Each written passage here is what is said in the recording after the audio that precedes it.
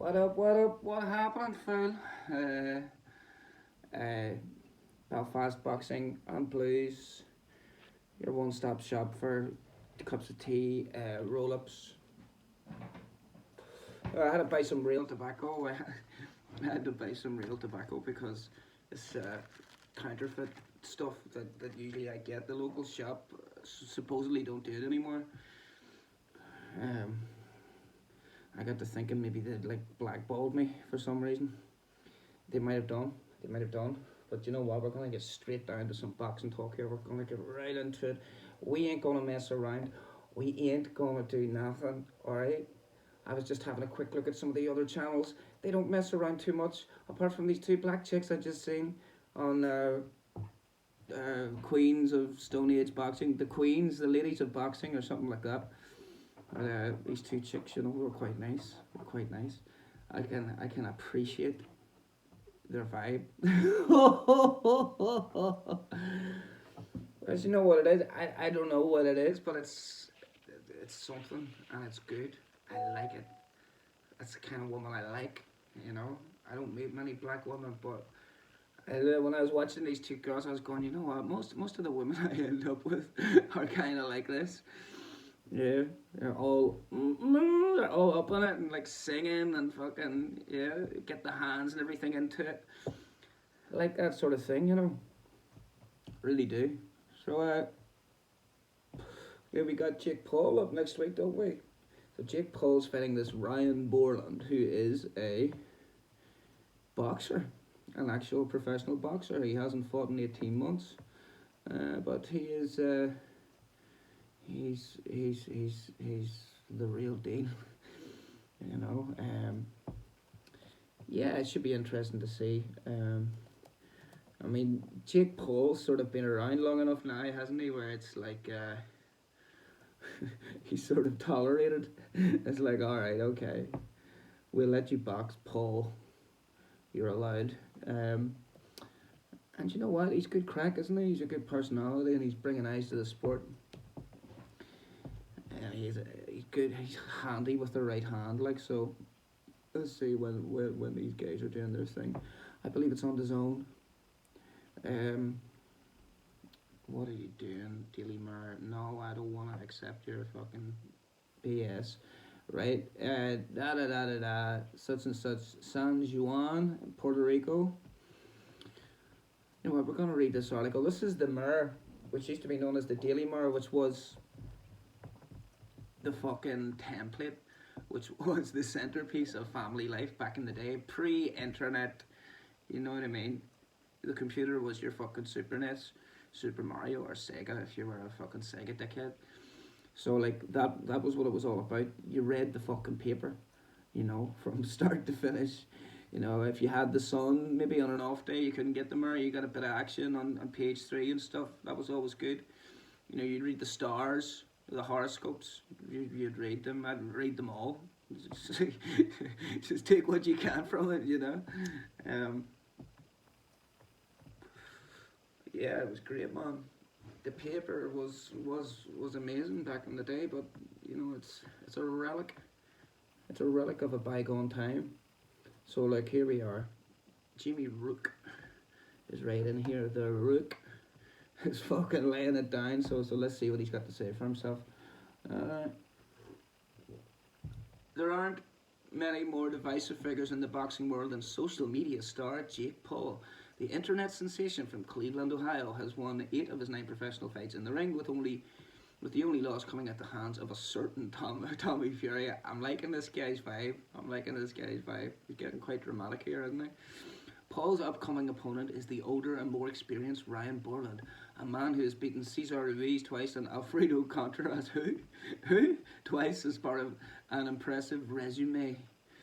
It may be impressive, but he lacks recent experience, having only boxed once since 2018. Well, that's not what the fucking box rec said to me, motherfucker. Let's just check that up and out. Ryan Bourland, I thought he boxed 18 months ago. I will not be corrected. Like, let's find out what's going on here with this guy. All right, Ryan Bourland. I mean, obviously we don't know this guy, but he is a professional boxer with some experience. He's the right age. Um, American dude, all American man. Jesus, he's not much to look at. No harm around Bourland. Maybe just not a great picture of him. No, he fought in 2022. This guy. Oh, it only lasted 18 seconds. No, it didn't. It went to the fifth round and it was stopped in 18 seconds. And he won by TKO. So, yeah. Wait, having only boxed once. Okay, so this guy's on the level. Jimmy Rick. He knows what he's talking about. I was at fault there. I accept that, Jimmy Rick. So, what's going on with this guy, right? You've done this, you've done that. Very good. Jose Hernandez is another fighter who Bourland has crossed paths with on two separate occasions, but one of these bouts ended in defeat as part of a 17-2 professional record. The Coliseo de Puerto Rico in San Juan, Puerto Rico, is the stage for Paul versus Bourland. Now that's a strange choice. Why are they staging a Jake Paul fight?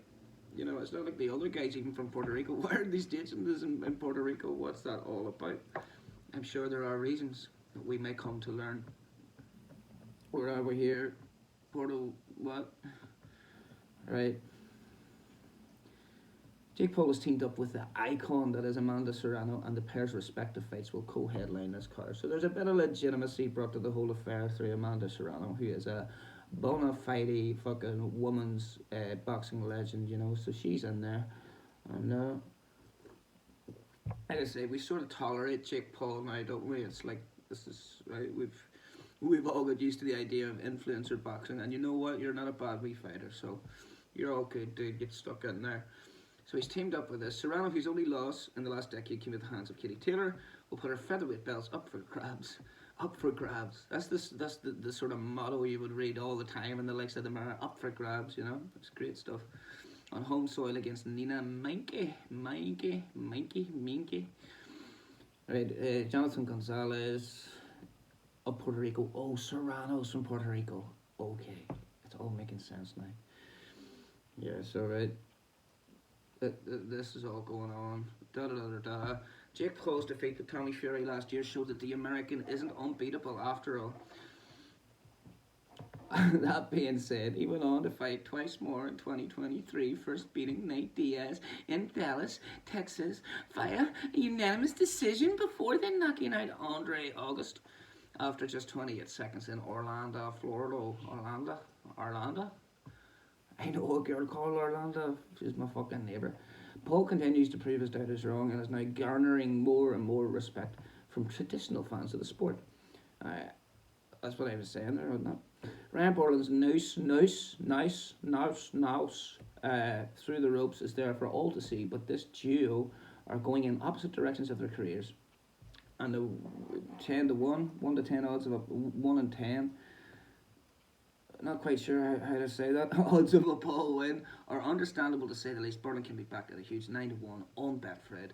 Get in there, gamble responsibly. Let's just throw this in here, yeah?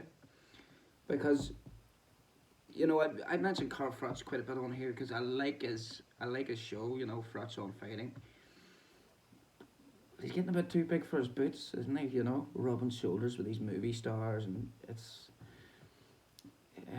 so, and he's promoting this poker all the time, you know, this gambling stuff. So I mean, like, whatever it takes, but gamble responsibly, right?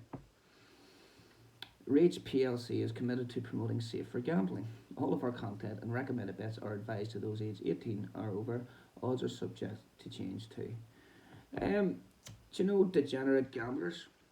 Right, which is quite an offensive label. Really, we might have to look at that. I would imagine there's a variety of types, yeah. So you probably have the guys that are born to be degenerate gamblers that come into it and they're like, you know, every last penny, and they can't, they've thrown it away. You know, real hardcore heavy guys. You probably also get guys that get sucked into it. They're your normal everyday guys that like a wee bet, and then they get sucked into it, and they, you know what I mean, they keep chasing the money, and they develop into that. They probably have some latent degeneracy in them somewhere, And whenever they get more and more involved in these things, it can really breathe life into this latency, into this degeneracy, until they grow like a mutant head. You know, he's smoking crack and shooting fucking dope straight into its neck. This can happen. This can happen, you know. So, I mean, I don't want to say it can happen to anybody. It probably could, provided the circumstances are right, providing the background in your life, and, you know, if you've got pain or trauma and things like that. Yeah, it could happen. Whereas some people, it just seems like, you know, they've been in the bookies since they were 8, running to a bet for their dad, you know what I mean? And then they you know. But that shouldn't ruin the fun for everybody else, obviously, because a lot of people like a little bit. They like a wee flutter, you know, and they do that. Great, yeah, having a few pints, whatever. I've got a wee bet in the box, and all. What round do you have? Great, you know what I mean? Oh, I won £50. Fantastic, that'll do, you know. And I suppose there's another class, which is the professional gambler, you know, the guy that really knows what he's doing, yet still has that discipline where he can make massive bets, educated bets, and still knows when to just walk away. But I say those guys are few and far between. Anyway, getting off the rails a wee bit here, aren't we? We're getting off the fucking topic. Now, the other matter that must be addressed. I can't stop thinking about those 2 black girls, man. Those 2 African queens. African American queens.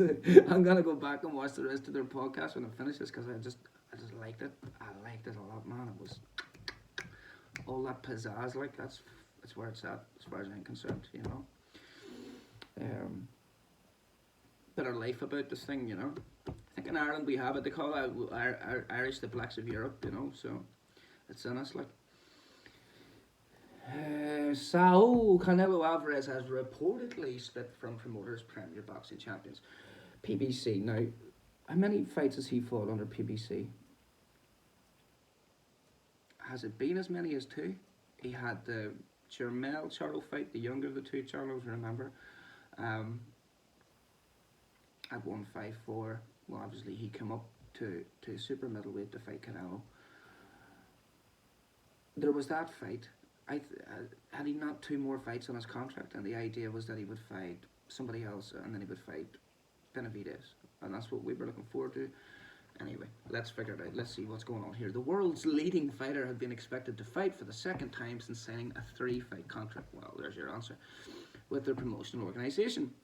But after his victory over Jermell Charlo in September 2023, they have reportedly mutually agreed to separate. That sounds, congenial. Alvarez had signed for PBC, run by the influential Al Heyman, upon the conclusion of his agreement with Matchroom. You know what's cool about it too? It's 2 women, But they sound like they know what they're on about. I'd rather watch 2 women, to be quite honest with you. And these men, you know what I mean? And this is Carl Froch, you know, because Froch is entertaining, like, and then sometimes his wife is on too, so it's double jeopardy. Alvarez is signed for PBC, run by the influential, the shadowy Al Heyman. Oh, Al, where could he be? Under a cloak somewhere. Upon the conclusion, he's like the Phantom of the Opera, isn't he, Al Heyman? He's just like running through some underground tunnel, you know, with this mask on, making everything happen, him and Turkey. Upon the conclusion of his agreement with Matchroom and DAZN, his victory in May 2023 over John Ryder. That they were yet to agree a fight for May 4 contributed to speculation surrounding his future at a time when PBC are transitioning from Showtime to Amazon Prime. Showtime. It is also being reported by ESPN that he could return to DAZN, upon which fights with Jaime Munguia and Edgar Berlanga, respectively recent victories over Ryder and Podrick McRory, would become likely. Munguia is a very good fighter. I'm up on him. I need to watch all of his big fights because I think he's worth watching. I think he is a spicy fighter. And like I said before, Benavidez has really had the bit more promotion and a bit more talk around him. Munguia, I think, could be an equally good fighter, and he has a really good record as well. He's fought some big names, so I don't know about Berlanga straight off. I don't know how fans would take that. Is that acceptable? Like, I mean, you sort of take what you're given, don't you? But Berlanga, I don't know, man. I don't know. I like him, but he needs three more fights. If he's serious about winning the Canelo fight, he definitely needs 2 or 3 more fights. If he's serious about a payday, then yeah, get straight in there, mate. But like, what about the rest of your career? You know, what about those boyhood dreams you had?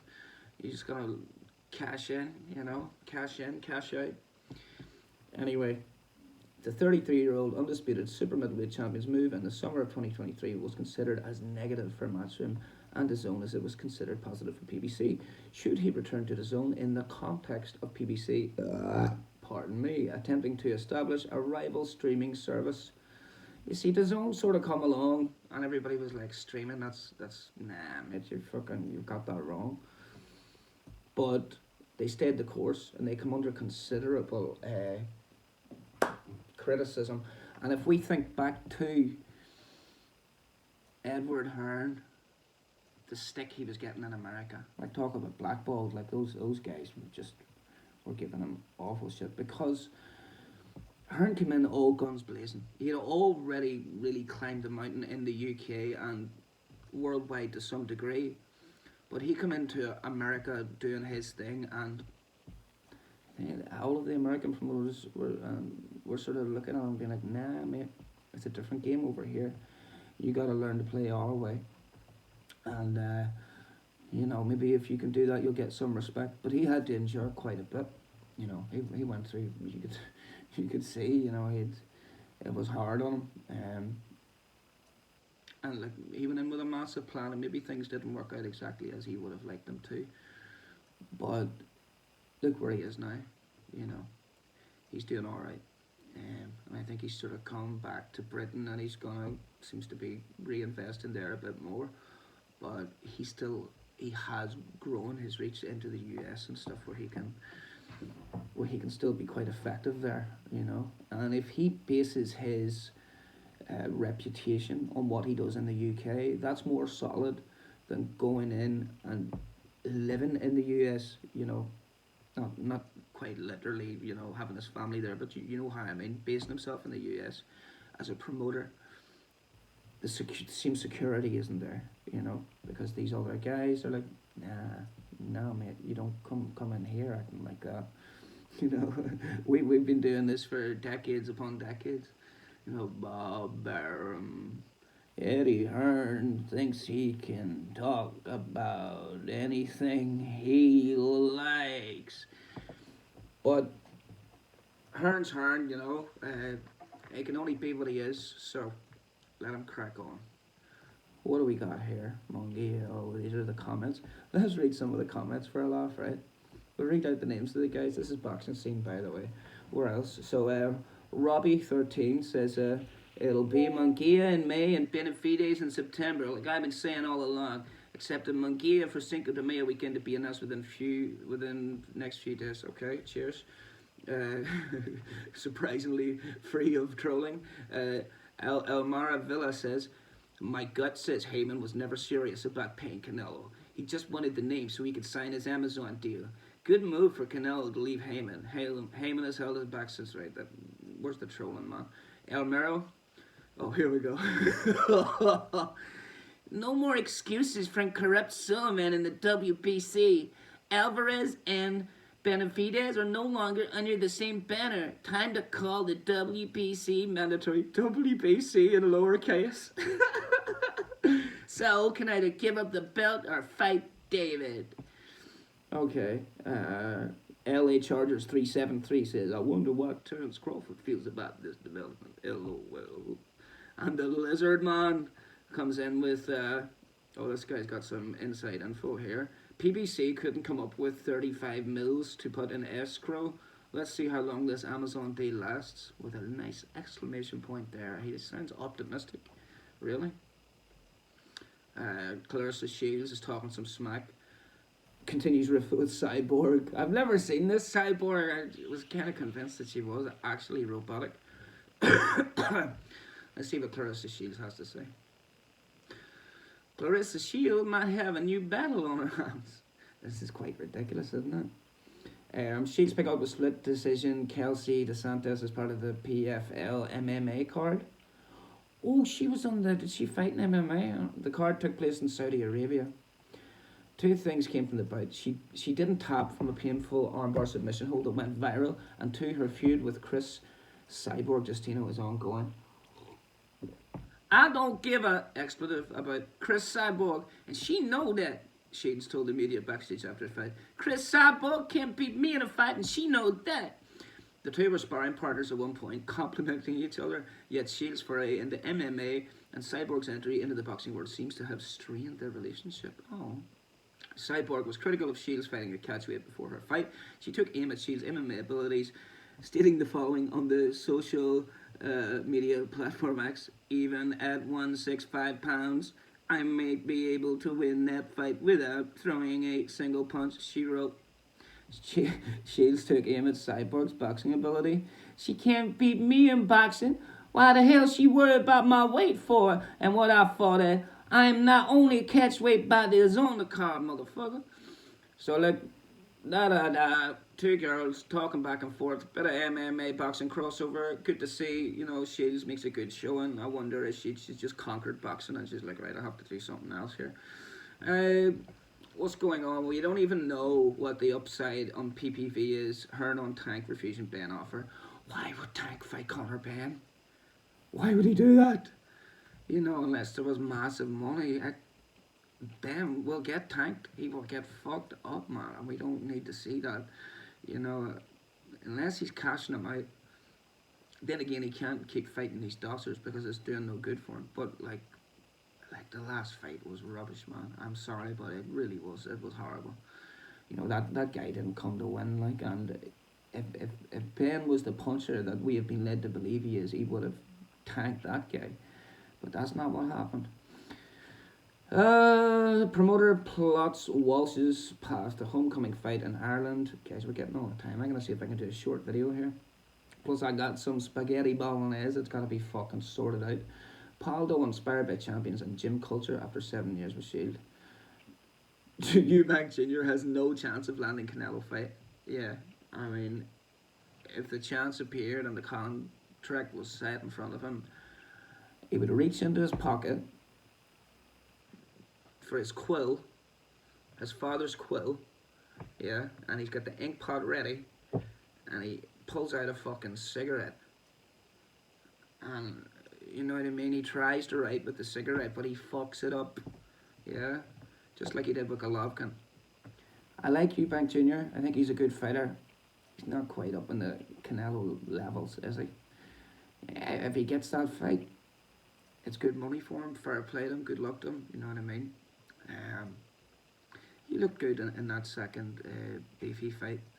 He looked very good, but you gotta put it in context too. It's all about levels, isn't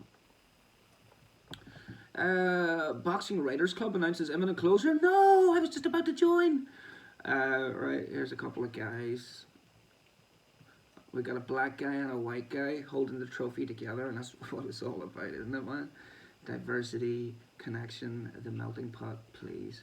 The Boxing Writers Club will cease to exist after its final annual general meeting because we've all become YouTubers.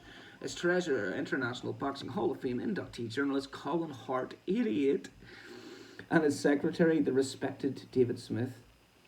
That's quite, I would like to have one of those taglines to my name is like the classy Jimmy Lennon Jr., the respected David Smith. Yeah, that would be the accolade that I would like to, that's like the fucking bar, isn't it? Anyway, they did this, they did that. Because of the struggles to find a replacement in the committee, decided it was time for the London-based club that started in 51 to take a graceful bow from the centre of the ring. The club will be officially wound up at the AGM at the end of April. Read a statement, but well before, read a statement, okay, cheers mate. But well before then we aim to go out in a blaze of social glory. with a lunch to honour Carl Froch, a distinguished world champion who would surely have made his mark in any of those years since 51.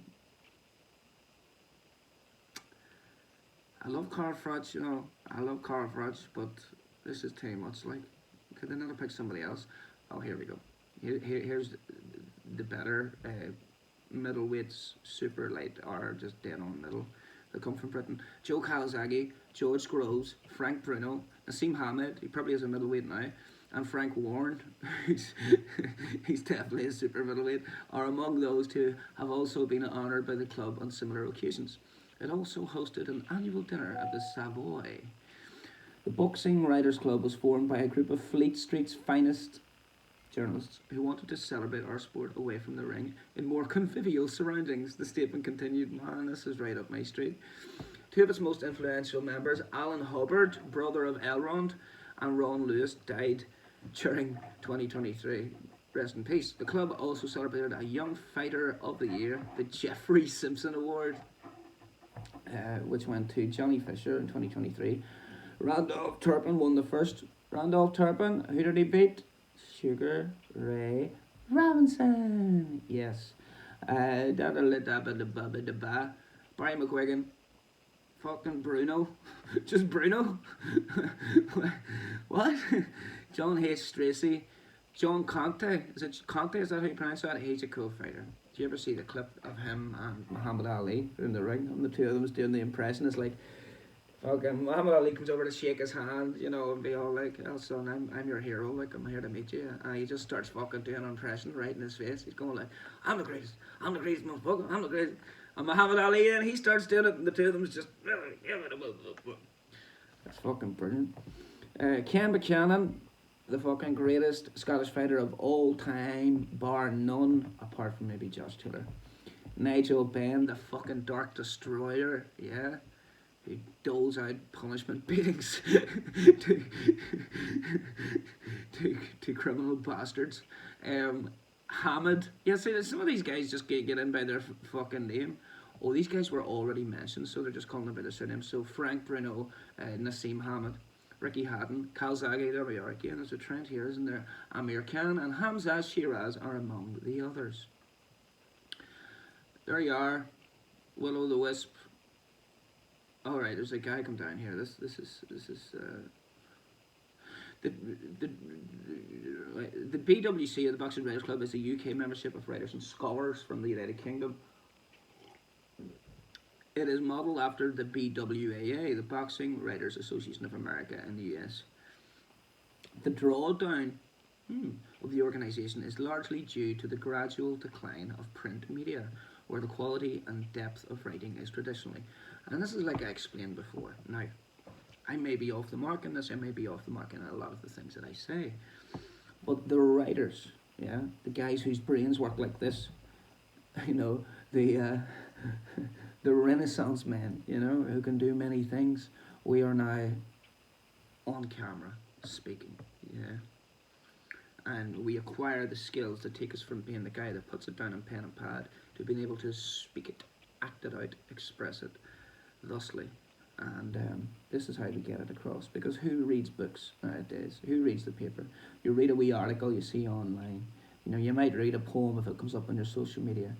But really, who has time for that stuff? So, I mean, the mediums must shift with the time. That's just how it works, in my opinion. So anyway, can't find replacements? Yeah, never heard of them prior. Maybe that's why they can't find replacements. That's from Mark Marchesiano. Yeah, it's quite good that I did a like Italian-American accent there for that. F. Pandas, I never even heard of this group. Gary G, while it is not actually stated in the article, this club looks like it is for British boxing. Good point, Gary G. Should have thought of that. So there you are. I mean, British boxing is where it's at, because we are in Britain, you know, which it's just a crack. Right, what's going on here? There's some other stuff going on here.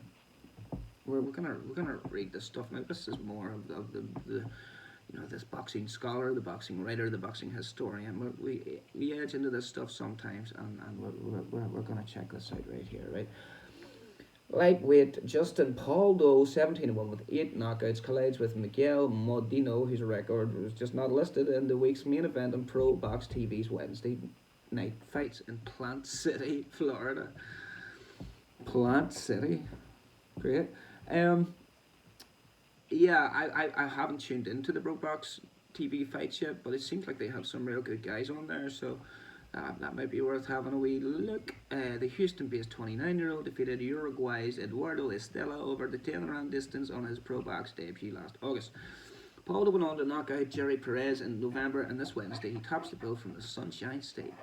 I'm very excited to get the main event slot, Paulo says. I'm looking forward to it. I had 2 good fights already, one on Nakomian, but at the end of the day, it is just another fight. Mexico's Modino stands in Paulo's way, the 25-year-old, now based in Orange, California. Orange again, well, how do they come up with these names, man? Genius. Unanimous decision loss to Stephen Claggett last November. Nicknamed Explosivo, his record stands at 30-2 with 28 KOs. You never really know what is going to happen until the fight starts, Paulo continued. Styles make fights, I got the skills, I know that. I'm very confident with how I have prepared. I'm very confident with my team. This is the right time. I feel like I'm on the right path. The sky's the limit. This is my time. I feel like I'm at my best. Typical. Fair play, I know. Paulo returns to his native Florida, having moved his family to Texas to train with Ronnie Shields. Good luck to you. I'm originally from Orlando, Florida, but now I live in Houston, Texas. Paulo explained, I had a chance to train with the legendary Ronnie Shields. Look, come on, mate, this is... enhance your career. Great being around Ronnie. I get to be around a lot of great fighters, a lot of champions, young guys coming up around the gym working. Come on, man. Ronnie is very knowledgeable, and we go over a lot of stuff. Let's try and juice this up, because this is fucking bland here, isn't it?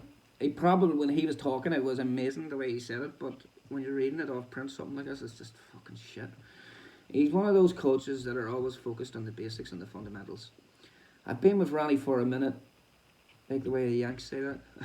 I've been doing this for a minute. What do you mean a minute? You've been doing it for like 5 years? No, a minute. Anyway, sorry. Endless digressions. I will fucking finish this if it kills me. I've been with Ronnie for a minute, over 7 years now. I come down here with my family. I have a 6-year-old son as well. It has been great. It hasn't always been. We've had ups, we've had downs. Man, this is all just taking us red. I had a 2.5-year layoff. I was with PBC at that point. Things happen. I ended up not fighting for 2 years. I have had missteps in my career. I missed the complaining, man. Come on, I missed weight for the Rolly Romero fight. It was my fault. I shouldn't have missed weight. I could have been more professional. There were some things leading into that fight too. But a professional should always do his job and be professional. So after that, I was out for over 2 years. But I got a great team with Jolene Mizone and Adrian Clark. We came up together. Now Pro Box come along with this great deal. I want a shot at the title in 2024. 135 pounds is a stacked division. There is little margin for error. You get pushed to the side, but it's just business as I understand it. Man, this is dead. This article's dead. From the title, I thought it was going to be really interesting, but no, it was horrible. Look, it looks like we've covered everything that needed to be said there. Yeah. I had a quick look there at some of the different boxing channels and stuff. I've been out in the park. I was busking.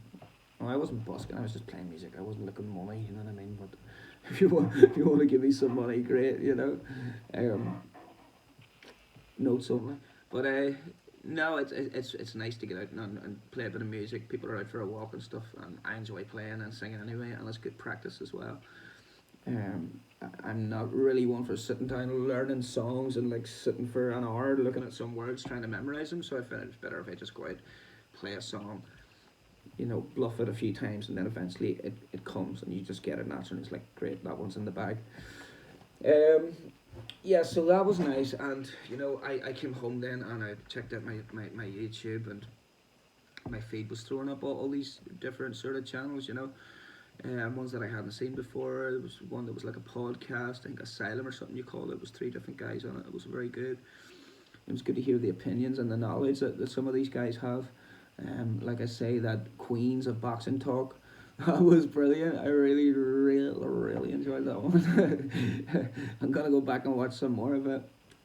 And there were a few others, and it's interesting to see. You know, it's because it's the same thing that I'm doing. I know that I waffle on and get into all sorts of nonsense, and whether there's actually a market for that or not, I don't really know.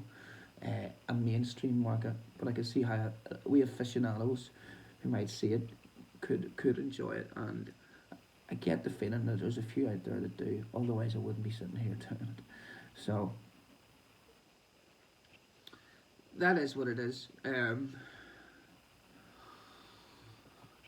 Yeah, I mean, there's lots of guys that are doing it DIY from their home, you know, and then some of them they get like you start to up the ante a bit, like they have a picture and stuff like that that comes up at the start of a video. You know, they might be here like in their house, but they have say like a flag or whatever with the name of the channel, and they have a little microphone and stuff. And like I say, some of these guys are really good, and there's different.